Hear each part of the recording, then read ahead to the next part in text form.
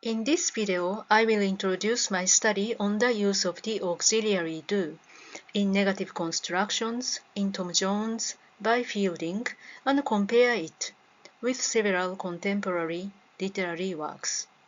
The aim is to show that the 18th century still exhibits notable fluctuation in the development of the auxiliary do.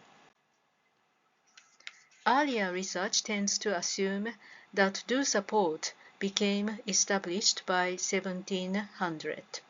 However, when we look closely at 18th century texts, especially literary works, we still find considerable variation. My main text, Tom Jones, offers 790 relevant negative examples, allowing detailed analysis. To assess the broader development of do, I compared Tom Jones with 4 other literary works from the same century. Together, these texts illustrate the final stage of stabilizing do in English negation. One of the major findings is that almost 30% of negative sentences in Tom Jones still use the older verb plus not construction.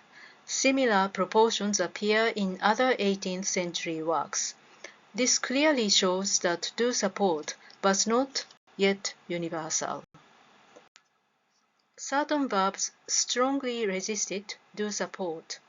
Know, doubt, and have overwhelmingly favored know not, doubt not, and have not. These 3 verbs alone account for nearly 2/3 of all do-less negatives. Syntactic context also matters.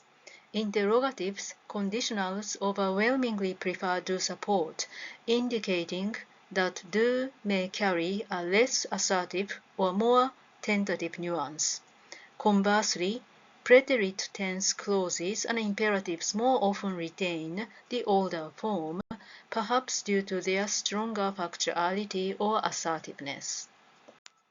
These findings suggest that do became established first in less assertive environments, while do-less forms survived longer where speakers expressed stronger certainty or emphasis. Thus, the 18th century represents a highly transitional stage in the history of English negation. In conclusion, Tom Jones demonstrates that negative constructions without do were still common in the 18th century. Verb, identity, and syntactic context played essential roles in shaping the variation. Do-less forms seem to carry stronger assertive force, and their persistence shows that this period merits further investigation. Thank you very much for your attention.